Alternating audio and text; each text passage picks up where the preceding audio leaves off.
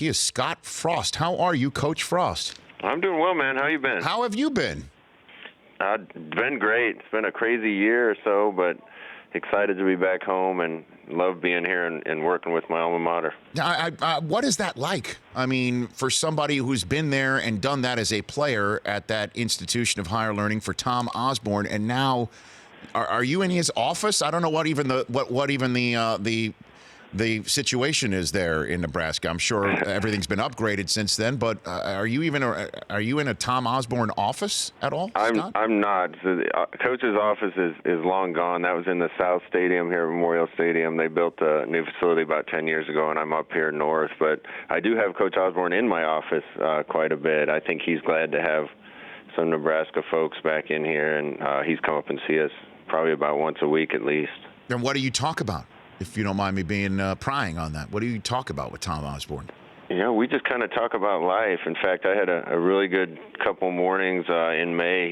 He took me turkey hunting out just northwest of Lincoln here, and we sat in a little 6-foot by 6-foot tent for a few hours, a couple mornings. And man, he's the type of guy that anytime you're around him, there's so much wisdom that comes out of what he says that it's just fun to listen to him. Now, it's interesting because, again, as you heard in my intro, and I'm sure you know where my alma mater is, right there in the Big Ten. I mean, we as Wolverines viewing Jim Harbaugh coming back and taking the reins as a savior, coming back and reading so much into what he means and does.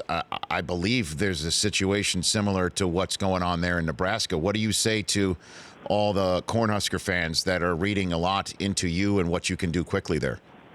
Well, I firmly believe we can get it done here. It's going to take a lot of hard work, and we have a lot of steps to take that are right in front of us. But, I'm a fan of college football and have been my whole life. And I've said this before, but I think it's interesting how some of the blue blood programs around the country, Michigan and Nebraska and a bunch of others, have had their glory years. And then inevitably with every one of them, there's a period of time where maybe they got away from what worked or they had the wrong leadership or whatever it was, and went through a period of years where they struggled and didn't accomplish the same things that they accomplished when they're at their height. And Nebraska's definitely gone through a little bit of that after Coach Solich and Coach Osborne left here, and I think the time's finally right and everything's lined up. The right people are on campus, and we're excited about the team we have to get to work to get Nebraska back up to where it should be in the status of college football. Well, you were in the Big House late in September, and the reason why I bring that up again is it's not going to be your first game coaching in the Big House. You were there with UCF a couple of years ago, and we all understand what you were able to do there, go from winless to undefeated. How did you do that, Scott Frost? It was tough. We had a lot of great coaches there. We had a lot of great kids there. And the best thing that happened is everybody came together and worked for each other, and we were all part of something that was bigger than ourselves. And it was tough. First year we got better and went 6-6, including a drubbing up in the Big House. And our kids played really hard in that game, but we were probably outmatched quite a bit in that one. And that was just one of the steps along the way. I tell you, everything really came together this past season, and there was so much love in the building and everybody working hard for each other that I think that was a group that was able to accomplish a lot of special things. Well, I got to meet Shaquem Griffin up close and personal at the Combine.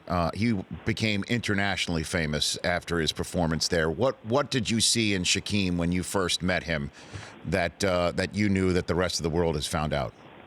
The first two things you notice about Shaquem right away, spending time with him, is first his personality. He's just got the kind of gregarious personality that you always want to be around. He's fun. He works hard. He's funny. He's just the type of guy that when you walk into the building, you're glad to see every day. And the second obvious thing about him was he was just a freak athlete. He long jumped over 24 feet in high school. Saw what he ran his 40 in, which is a lot faster than what I've seen you run, by the way. There's a lot of people who could stake that claim, Scott, I'll be honest with you. Jodie Foster, is she faster? We'll find out in the third hour of this show. We'll definitely find that one out. I was kind of mad. I feel like I'm a time filler until you get Clarice Starling on the show. Well, you know what, Scott, you're right. We're just putting the lotion in the basket for the first couple hours, essentially, is all we're doing. Nice. But he did run a fast 40, and I did love meeting him, and I love meeting his family and obviously his brother and what he can do at the next level and what he was able to do with your program was really, I mean, it was really something to behold, and I just love the way that everybody just latched onto it. It's international, Scott. I don't know if you're aware of that.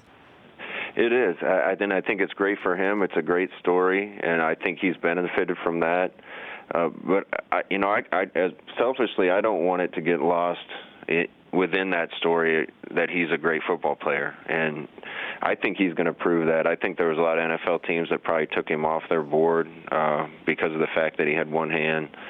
But there just weren't very many college football players in the country last year that were as talented and as productive as him. And I think a lot of people are going to be really surprised at how well he does in NFL football. All right, couple more minutes left with Scott Frost of Nebraska, formerly of UCF. Before we turn the page on UCF, do you feel, even now, still months later, that it is right for UCF to raise a banner? Talk about half a championship, if not being a national champion last year. You know, every time I make one comment about that, it gets blown up. So I've kind of moved on, and UCF's moved on, and it's time for us to all move on. I will say that any kind of accolades that team gets, they deserve. That was a special group of guys that accomplished something in a 2-year stretch that I don't know if it'll ever be done again in college football. And I'm proud of that team, and I'm proud of those guys. Historically, you mentioned earlier in the broadcast, there's been a lot of split championships.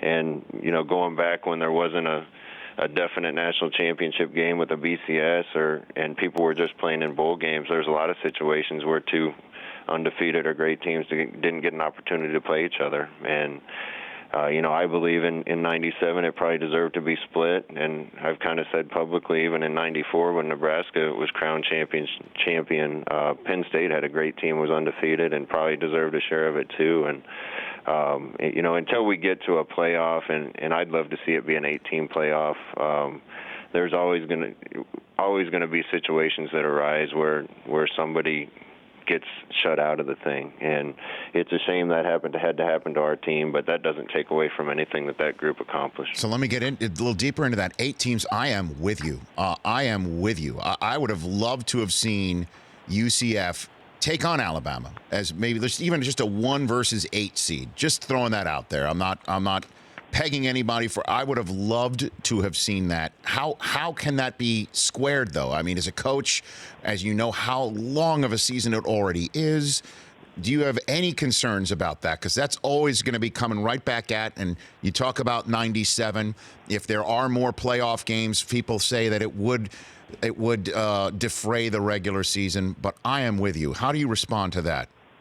Well, first of all, I don't think it takes away from the regular season, because if you're not, at least a 1, maybe 2-loss team, you're not even in the conversation. And the teams that don't have those type of records won't be in the top 8 anyway. And I think every game is still going to matter.